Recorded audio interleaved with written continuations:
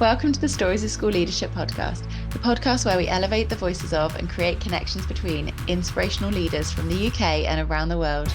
I'm Emma Lurie, and thank you for joining me as I share these journeys, inspirations, and stories of education, leadership, and life. In this episode, I'm joined by Bob Benson, who is a current head teacher, and we talk about being a male leader in an all-girls school, supporting pupils who are in receipt of Pupil Premium. We think about how males in leadership can champion and elevate the voices of women in leadership. And we talk about a way to find balance in the current stresses of the educational climate. So I hope you really enjoy this episode. Let's get going. Good morning, Bob. It's so lovely to have you with me. Thank you. I don't know if people are listening, whether it be morning or afternoon, but there we go. It's morning for us. Good morning, Emma. Good to see you. Can you just tell us who you are, where you are in the world, and what your role is? Of course, yeah. My name's Bob Benson. I am head teacher at Dover Grammar School for Girls, so I'm in the southeast, and have been here 7.5 years in this wonderful, amazing school. That's a good start. There's somewhere that you're happy and you love. So what I always like to do, because I'm nosy, is ask people about their own school experience. So it'd be really great if you were happy to share with us just what school was like for you, what that experience was like, to get us started. Absolutely. So yes, my school experience is probably very different to the school experience of students here. I went to private primary school, and then went on to a private secondary school. I went to Tunbridge School. Yes, so my experience is very, very different. I went to boarding school, and probably an amount of my thinking probably was influenced through that time. Obviously, huge opportunities. It was a great school, all sorts of things, but it certainly provided a number of thoughts for me that have threaded through my career to date. Ooh, okay, well, as we go through, track back and tell us what those were, because lots of people do end up saying, actually, for positives, negatives, bit of both, sometimes their own school experience led them to make choices about going into education as a career and maybe going into leadership. So yeah, I mean, there was one thing, I don't know whether it's worth talking about now. Being at a boarding school, you're in a kind of a bubble. It was a very positive bubble, but a kind of bubble. And I did spend a bit of time, went to a local church, and in there were students from every single school, and I felt a little bit strange, a little bit different, wasn't quite sure. And the welcome that I got was just amazing. Acceptance, all those kind of things. And it really kind of drew me to think, okay, let's look at education in a broader way. Let's look at the whole remit and see where I fit in and what I think is important, rather than just say, oh, well, this is the school I went to, so this is the school I want to work in, this is the school I want to be leadership in. Let's have a look at the broader experience. Yeah, that's really interesting. But you said it was positive. The boarding element was positive for you? It was really positive, actually. Yeah. I mean, I'm an only child, so going to a boarding school where you have lots of friends, all sorts of things going on, all sorts of sports and activities. It was really, really positive. I think it's quite formative, those years, in terms of the way you think. But the opportunities I got were just amazing. I mean, it was in the 80s, so the schooling was very, very different then to where it is now. Yes, I can still remember.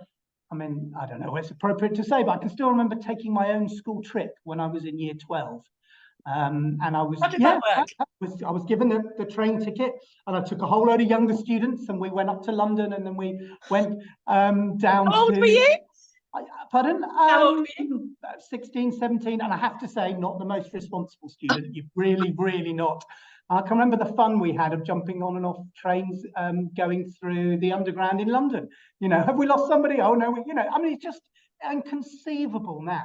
But the responsibility that we had was amazing. Gosh, so different now. I guess but you learn from that, don't you? And there's a lot out there around parenting styles, I suppose, in the same way of school leadership and how protective we are or need to be, and whether those decisions that we're making are right or wrong, because I mean, that absolutely sounds terrifying. However, you will have learned a lot from that, and actually it's probably quite supportive of the teachers that Bob's taking all the kids today to London. Yeah, I mean, it was Great. Why don't we reinstate that? Good idea. it was, yeah, fascinating. I mean, we went to a place, and there, once we got there, down in the southwest, there was all sorts of activities put on and stuff. So it wasn't the whole time, but it was just getting there and getting back again. Yeah. But I think that was, yeah, I don't think that was particularly unusual. Do you think that was then your first step into teaching? I think not. No, at the time, it's the last thing I wanted to do. Both my parents were teachers. My mum taught at a local technical college. My dad was a head of biology at a local high school. And so there is no doubt I was not going to be a teacher. Absolutely. Right. Well, what happened then? Well, I went on to Exeter University, did mathematical statistics and operational research. Not very well. I still wasn't a great student, I've got to be honest. But a great place to be. I'm also an Exeter alumni, so well done. Fantastic university, so many great experiences, but maybe I should have attended lectures just a little bit more than I did. But there we go. So yes, and then after that, I decided that I needed to have a broader experience. So with a friend, we went traveling, essentially. And it was then that, particularly going through countries, third world countries, countries where education was just so important. I can remember we spent a bit of time in the Philippines, amazing country, just such a great experience. But we were looking at a kind of almost like a shanty town. And then at that time in the morning when students go to school, all these students would come out of these very small kind of huts, absolutely immaculate in their uniform. And you could tell there was this real, I don't know what you call it, real emphasis that education was the right thing. The way out of poverty, the way out of disadvantage, social mobility was so important because that was their way to success. And that really, if you consider the background I came from, that really, that year was so formative in changing my mind as to the power of education. That's really fascinating, isn't it? Seeing those developing spaces, developing countries, those landscapes, and how, as you said, like that contrast, I guess, to what your experience and broadening your knowledge base of what it's like in different places. So did you come back then and decide, okay, I did. I'll go into education? I would say I probably fell into teacher training because that was the thing to do. And I quite like the idea of the holidays. I mean, obviously that's changed a bit now, isn't it? Once you're in school leadership, the holidays aren't quite what you thought they would be. And of course it's what I knew. So I went into there wanting to go into probably into a technical college like my mum, but ended up going into secondary education as a maths teacher. And were your family supportive of that? Yes, yeah, journey? They were very supportive actually. I think perhaps more pleased than I was in some ways because they thought, oh, good, he's settled down, he's going to do something sensible, brilliant.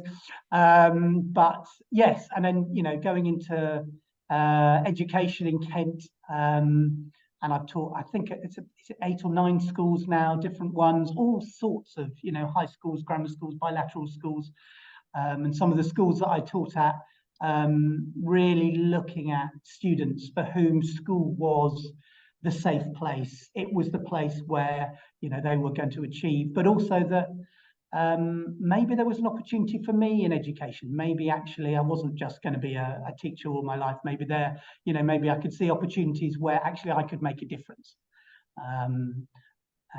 Yes, so.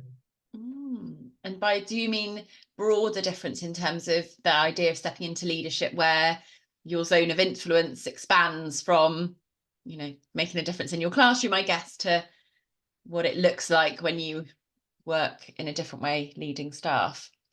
Yes, yeah, I think so. I think obviously when you're a class teacher, you have a really great influence on the students you teach and your form, and you get to know those students. But you've then got the whole thing of the provision being correct, all those kind of things. And you think, well, maybe I could take on this responsibility, or ensuring that behavior works not just for you but for your whole department.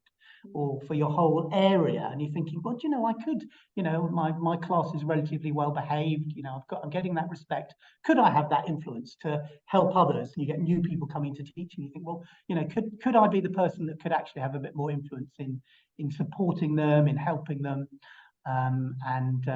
Yes, so yeah, I think it certainly wasn't an intention of mine to be ambitious. Had you talked to me in my first few years of teaching, I would have probably said, great, it's a good opportunity, got the holidays, and hopefully I can, you know, I can work abroad soon, which is what I wanted to do. But certainly that kind of element of leadership kind of creeps up on you. I would say sometimes by surprise. Sometimes, you know, people recognize things in you first before you recognize it in yourself. And so there were a few stories like that. So, and I was, when you were talking about your, I guess you taking on that role and what sounded like maybe becoming a sort of mentor to others and inspiration to others, were there people in those early phases of your career that influenced you? Was some of that family? Were there other positive, inspirational influences? So I went from my first school, did 4 years of my first school in Medway, and then I went out to an international school. The school in Medway was huge. The international school, I didn't know quite what I was going into. And I realised there were only 40 students in the secondary school when I got there. Where was it? Pardon? It was in Thailand, Garden International School in Rayong, which has since flourished and is going on from strength to strength. But yes, so within a year of being there, I was then asked onto the leadership team of the school. And of course, it's a small school, but you then begin to think as a leader. And I remember Rob McGraw, he was the head at the time. I remember talking about something, and he stopped me and he said, "You know what, Bob? You could be a head teacher one day." I never thought about it, never ever thought about it. And I suddenly thought, gosh, maybe he's seen something in me that I wouldn't necessarily see in myself. You know, I'd be much more keen on enjoying myself in the maths classroom and you know, being part of the staff plays and stuff like that. You know, being you know, just that whole kind of school experience, enjoying the trips, which, you know, the international schools are just amazing. But you then get to think of, well, maybe this is a path for my life that I hadn't thought about. And so yeah, and obviously having an experience of leadership before you're 30, obviously gets you beginning to think in your kind of whole career of, you know, where is this leading? Where am I going to? What am I going to put in place in my career? What, you know, mentors, what training am I going to put in place? How can you get there? I've spoken to a few people who have cited the opportunities that come about when you're in a smaller school. Yeah. Because naturally there's less people to take those roles on and things get spread about, and you can be quite early in your career and thrown into doing something because that's, you know, that's just the way. So I hear a lot of people who've gone from small school has given them this really real breadth of experience, I guess, in the early leadership. So what did you do next, and how did that stepping stone to headship come about? So I then came back to this country and then did a number of the kind of standard thing, head of department. I then stepped into an assistant headship role, deputy head and then head, but kind of moving around each time. And many people will often get promoted in their own school, but actually moving from school to school, what it meant is I saw some great schools functioning, but everyone did it differently. So you'd see something happening in one school, and then the next school said, "No, you can't do that." And you go, "Well, it's strange because I've just seen it working at the school next door. I wonder if we could give it a go." You know, and you take on those responsibilities. My first assistant headship job was all within that training. You know, it was training, staff training, it was teacher training. And so you spend a lot of time kind of mentoring, learning the kind of emotional intelligence of, oh, wait a minute, this person isn't right today. You know, I'm not asking the right questions. How do I just take a step back and say, okay, this isn't going, what's up? You know, the people who are suddenly upset about something at home, or there's something that, you know, your support, what you think you're going to do that day suddenly becomes very different. You know, you want to talk about pedagogy, you want to talk about behavior in the classroom, you end up talking about, okay, you know, how can we support you? to get through the next 2 weeks because of this, disaster that's happened at home or whatever. Yeah, you're right. It's it's those people skills that I guess you have to learn, don't you? And there are lots of great programs out there now that you can go on to learn some of the research behind that, but ultimately some of that is learn as you go, and you're working with people, aren't you, Tom? So you never quite know what you're stepping into. Like you said, you can expect, right, today here's my to-do list, and then minutes later it's out the window. And it's about being a leader as well, isn't it? It's about seeing what's in front of you. You've got to lead the people from where they are. So you've got to obviously lead the students, recognise them in their individual needs, but also with staff and support staff, just recognising those and trying to adapt daily for them and support them.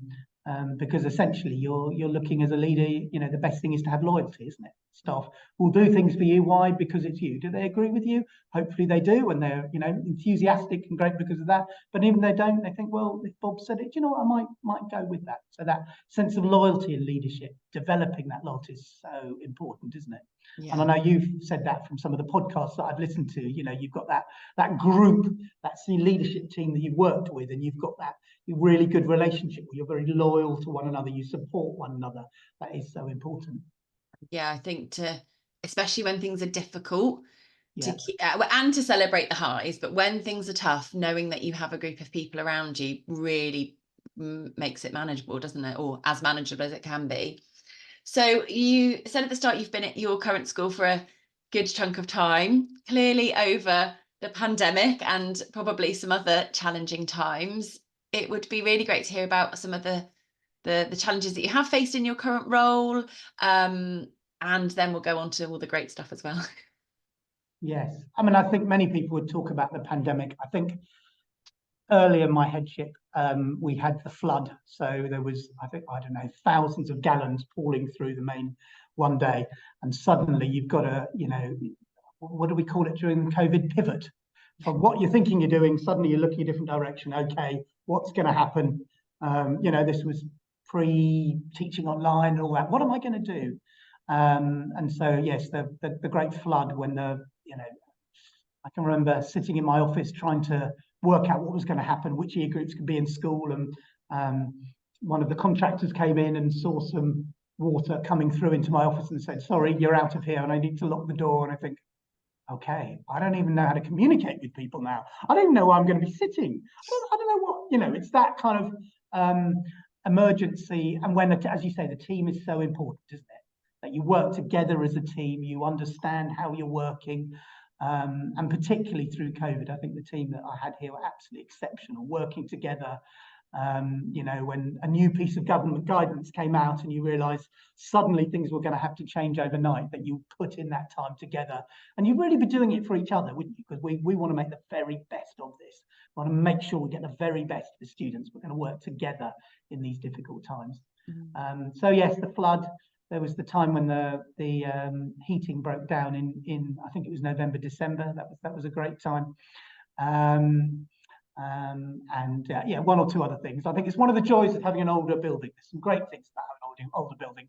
But when you have an older building, there are also some challenges that go with it. Yeah. Every school has a leaky roof, I think.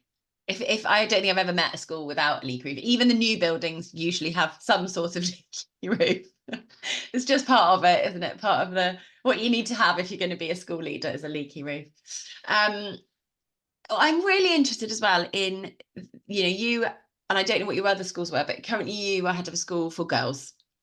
And how is that being a male? Is that something you at the start were kind of conscious of? And as I said, maybe you worked in other schools that were single sex, but I'm kind of interested in that and your thought processes and how that maybe affects decisions or things you're more aware of because of it, I guess, because it's an interesting idea. It's a really, really interesting one. I remember when I was looking at applying for headships, and actually when I was looking at applying for any leadership role, people would say, well, do you want to work at a single sex boys school or girls school? And I've always said, I just want to work at the best school there is. I don't mind. So from my perspective, I had already worked at 2 single sex girls schools and boys schools and mixed. So I'd because, as I said, I've moved around to a number of roles. I've done that, so I knew that wouldn't be a concern for me. But also within a girls' school, you want to have that role model that students can follow. And it's really important to have those role models in school of female leadership. So I am the only male member of my leadership team. Okay.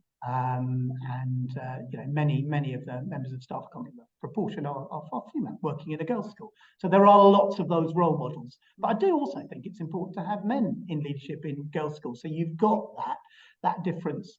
You've got that the different ways of thinking, the different ways of working. As you say, there are times when I've got to be very cautious in terms of making sure, talking to a student one-to-one. I've got to be very, how do I do that? Making sure that you have all the kind of safety things of glass indoors and doors open when you're talking to students, and just make sure that you're just hyper aware of all those kind of safeguarding issues. I have to say I love working at a girls' school. It is a mixed sixth form, okay. So there are a number of boys in the sixth form. So it's not a girls' school through and through, although the name is Dover Grammar School for Girls. But it is something to think about, and I think particularly the role model is the one that really I had to think about really hard before becoming a head at a girls' school. That actually the students really do take role models from their teachers, from their support staff, from the leaders in school. And so that's one I probably had to think through most carefully. I suppose there's real value in your place there, being a role model for a strong male who supports and amplifies the voices of women. So you having that recognition that actually, yes, it's very important that many of your senior leadership may be female if they're the best people for the job, but that there's that important element of seeing what a male leader can do and how he can support others, because we don't want to have that divide. So I think it must be very multifaceted. And I think I've become more of a champion for women and girls as I've gone on. As you see some disadvantage that's unfair or some inequality or something nationally, you just become so much more sensitive to it. And I think that really has changed a lot of my perception and the way that I will talk about girls' schools and students. There's certain things that obviously you don't particularly want to go into when you see that inequality and you just think that's not right. I wouldn't have seen that had I not worked for a girls' school. I'm not working in a girls' school. Because you take on that feeling, don't you? Really important to have that awareness, I guess. So you did kind of mention the idea of disadvantage there when you talked about it, and I know before we started recording you were really keen to share something that you're passionate about around supporting children and young people who are a receipt of Pupil Premium. And I know that's something that for so many schools is a real challenge, around thinking about what we can do better, because we're talking about a broad spectrum we're talking about people. We can't pigeonhole what will work for one child or school, and also the finances, because certainly nationally we're in really challenging time for finances. So that I've certainly seen as a head Pupil Premium funding and the expectation for that really have to change over time, where it felt like very much an additional, wow, we can really go places with this, to 10 years later, actually we're going to have to be far more creative with this because other pots of our budget are not there. So I don't know if that's something you've found, but it would be really great to hear your perspective, I guess, on that and the things that you are passionate about and have done.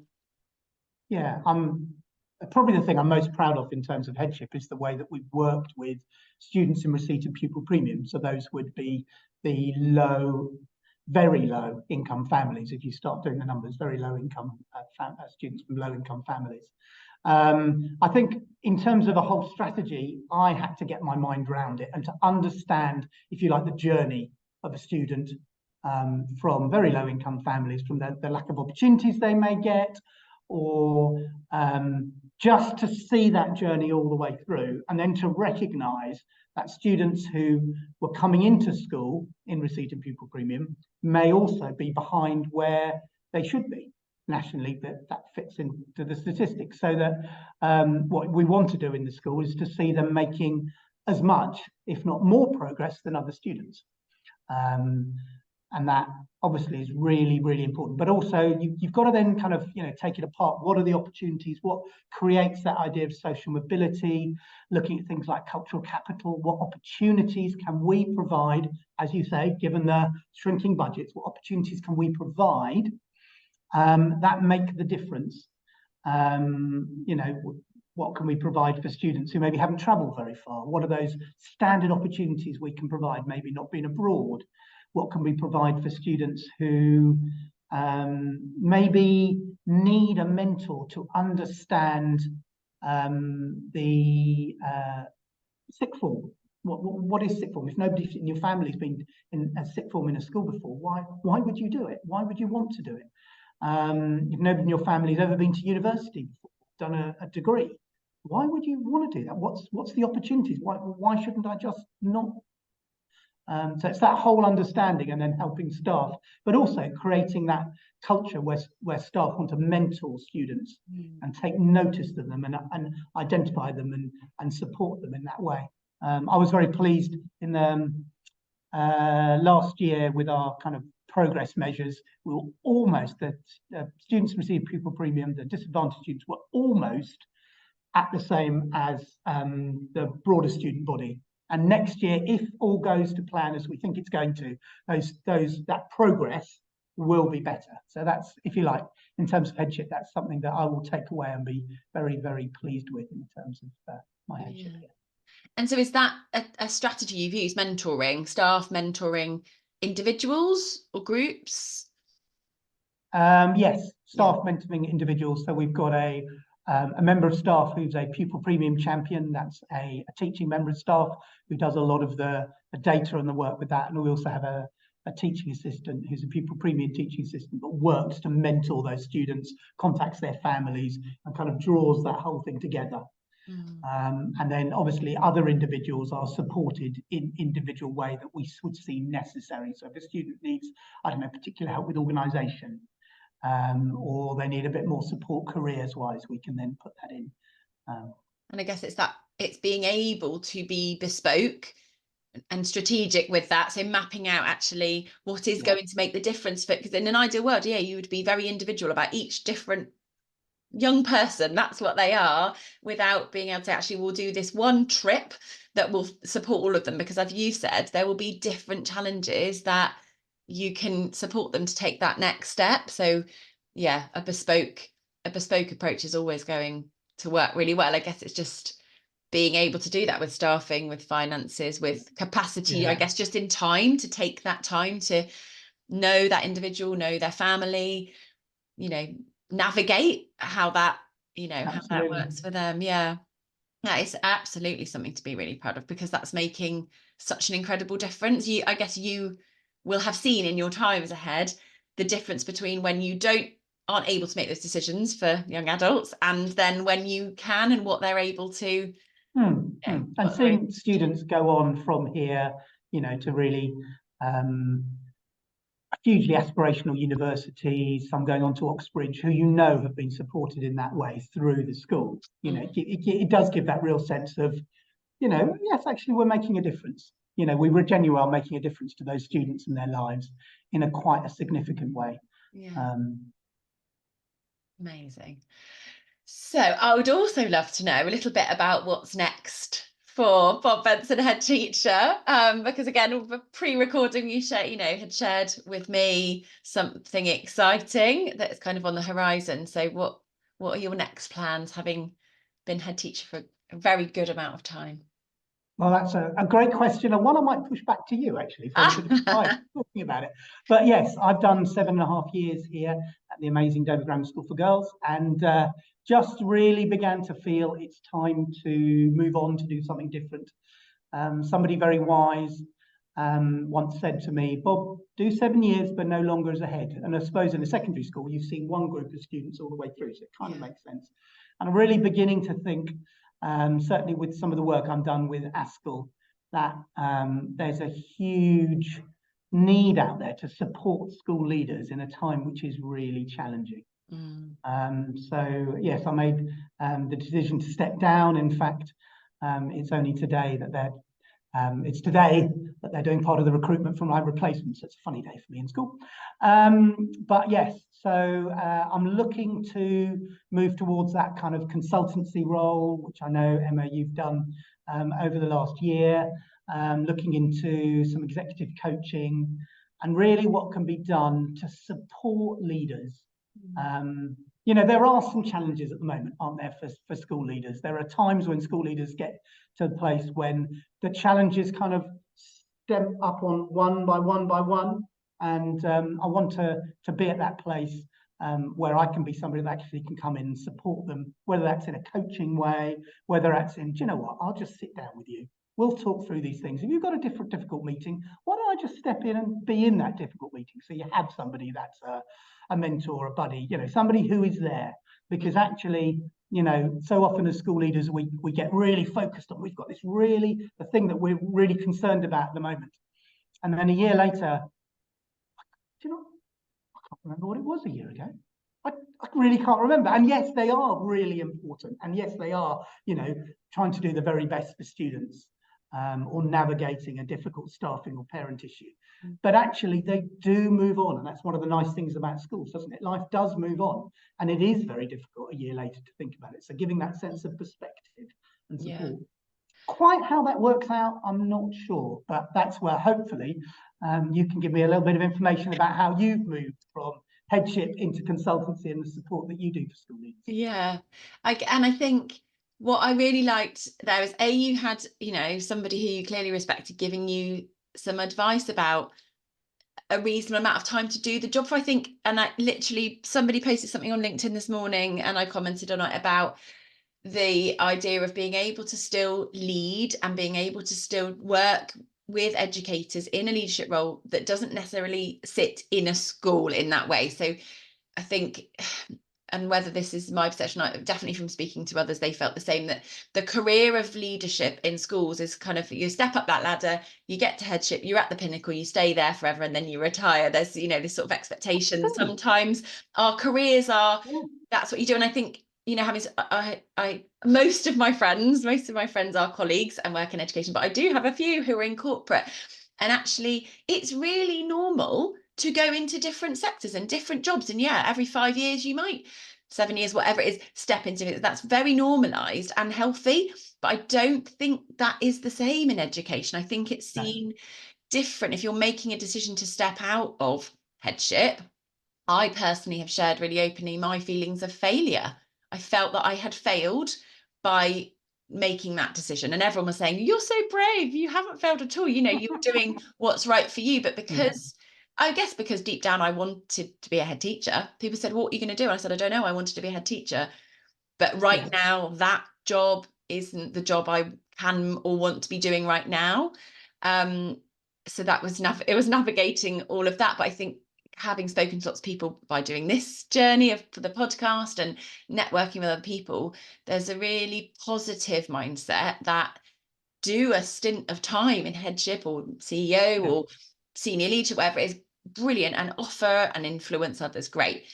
Then it's absolutely a great decision to go and do something different. That's a really positive move. And that's really helped me, I think, to just reflect on, you know, the value that it's okay and positive to do, to, you know, to make those decisions. And I will not lie that it is absolutely terrifying, mainly from a financial standpoint, because you go from the security of being a head teacher with a reasonable salary. I mean, with the weight that we bear, it could be better. But that is really, really scary, stepping out and saying, you know, if you're going from one job to another, that's different. If you're going to say, I'm going to work for myself, then that bit's terrifying. So I'm always completely honest about that bit. But I think what's really important, which what you've shared, is finding the bit you are passionate about. And will light you up in the work that you are going to be doing. Because ultimately you get to pick the next bit. You get to choose what that is within reason. It needs to be something that people will want and need. But what I've certainly found is that by being able to work in a way on the things that I enjoy, I am knowledgeable about, that light me up, I can bring my best self to it, which is kind of cyclical and it works. So yeah, it is a really interesting time. And there's a lot of people out there making this decision right now, which is, I think, really positive for everyone who's given a lot of time to school leadership and is making a decision to step out. Yeah. It's also really sad when that decision maybe would be different if the sector was different. Yes. For me, I felt like my decision to step out maybe could have been different, and maybe I could have stayed longer had we been in a different situation. So yeah, it's kind of a tale of two halves, I think, isn't it? Yeah, and that's an interesting, because this is definitely a decision rather than stepping out. I think this is the right time for me to do that. Who knows, might be influenced by having my first granddaughter. That makes a bit of a difference, doesn't it? But it's a definite. But there must be, I've been in education for 31 years, and we must have an education system where you can be a great school leader, head teacher, CEO, but also a good spouse, a great mother, a great father, a great granddad, a great son. Do you know what I mean?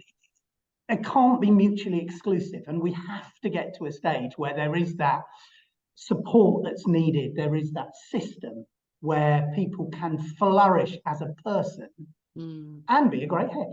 Yeah. And there are many people. I can either do this or I can do that. Yeah. If I do this, this is what I will sacrifice and I will lose. And there's got to be a way in which, the education can get to a stage that we are closer and closer to that. Of course, it will be a tough job. It's always going to be days when you think, right, there is nothing else I've got to do today. There is, the flood. I've got to focus on that. Nothing else. Okay, that's fine. But generally, we've got to be able to get closer and closer. And in your situation as well, there's got to be a way in which, great leaders like yourself, who want to be can be in that position in a great school and can do there for the very best of the students and young people we work with. Yeah. And I think how you described the sort of support that you would want to offer really resonates with me. That's exactly what I needed. And I was incredibly lucky that I had a great coach, lots of support. So it wasn't that those things weren't there, there's lots of other complexities, but that's what I felt. Things went well when I had someone, like you said, almost next to me, sitting alongside me on the end of the phone, just to be there sometimes, I'll do it for you, or, oh, you're not coping, so I'll send an expert in. A partner. I think I see really amazing people feeling like they're doing the job when they do a co-headship. I think there's something in that recognition of a partnership, because, okay, you've got your senior leadership team. Great. That's a team, that's partnership. But often there is one head or one CEO. And actually, I think there's really something in exploring more, and doing a bit more around co-headships, because there are some great co-headships out there, and that's definitely becoming a more common theme. And maybe where there aren't co-headships, there's a head who has got a bob alongside or something like that, because that's what I think would make a real difference. You've got governors, you've got a fantastic group of governors. They're very supportive. My leadership team are just amazing. They've been so, supportive of those, ups and downs of life you have in headship. That's great. But actually, there is sometimes when you need, as you said, that alongside, reliable, gosh, you've done this. You've been there, you understand. You're not going to be looking down on me because you think I'm failing. You're going to say, well, when I did it, I got it, and it was a lot worse for me, and to be that support is just so important. Yeah, for me, it's just the challenge of how do I get from here to there? But anyway, who knows? You will get there.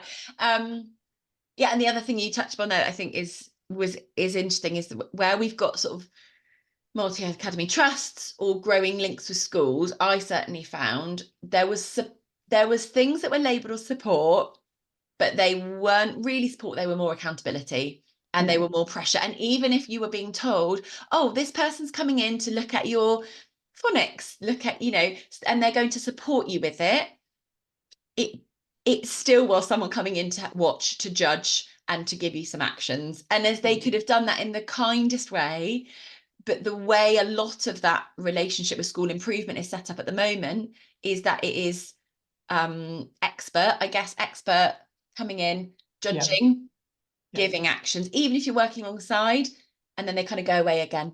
And what I've been really keen to shift is that I'd love to come in and be seen as somebody who can support in an expert way, but that it's much more two-way. And actually, I'll do some of the work with you. I will literally sit down and help you with that action plan, or I will, I'll do some people interviews for you so that you don't have, I want to almost be like an extra, like a bit of a co-head or someone who sits alongside. I think there's real value in that, because and that definitely with the multi-academy trust system, you get more school improvement support. But I think if we're really honest, it doesn't always feel like support. It feels like more pressure. Yeah, it's interesting. I think I've done a bit of work with the multi-academy trust and talked to one or two others, and where it works well, it does seem that support takes a lot of pressure off. Yeah. Even in terms of just slightly different structure for, I don't know, for complaints or for GDPR or whatever. Yes. There is a lot that can be taken off. Obviously, many heads are absolutely loving what they do at the moment, but many of those who work in really good multi-academy trusts are also really positive about it, because it does feel at times that you've got that person alongside. I'm not saying that's every trust, and I'm not saying it's everyone, and obviously we're not part of a trust, so I don't have that experience. But I do remember, do you remember the whole GDPR thing, when everybody suddenly had to produce GDPR policies? You had to have somebody supporting you. I remember talking to a local head and saying, gosh, what are we going to do? And everybody else, and one of them saying, oh, it's okay, the trust is taking charge of that. Yeah. And they just did. They took charge of it. Everything was sorted. It was like it was a portion of the head teacher's job that just disappeared. Yeah, and my headships have always been as part of multi-academy trust. So I'm a big fan. And I think you're right, where the support is absolutely invaluable is some of the HR, the business side, some of the economies of scale that you can get with, tech support or IT management or data. There's a huge amount there that does absolutely take off sections of a head teacher's role that I think is really supportive. It's been amazing to speak to you, Bob. Thank you so much. Well, thank you very much. Thanks for having me on, Emma. And you're well done. So welcome. Brilliant. Well done.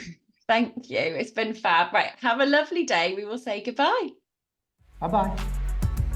Thank you so much for listening to the Stories of School Leadership podcast. We'd love to know what inspired you in this episode, so do get in touch and tell us your thoughts. And please share this with friends and colleagues. If you have time, a review would mean so much. It really helps us to reach more people. If you'd like to connect with me to follow my journey or access some support, maybe supervision, coaching or early years consultancy, you can find me at Stories of School Leadership on Instagram. I'm Emma Lurie on LinkedIn, or my website is emmalurie.co.uk. I hope you have a great day whatever you're getting up to next, and I can't wait to share the next episode with you.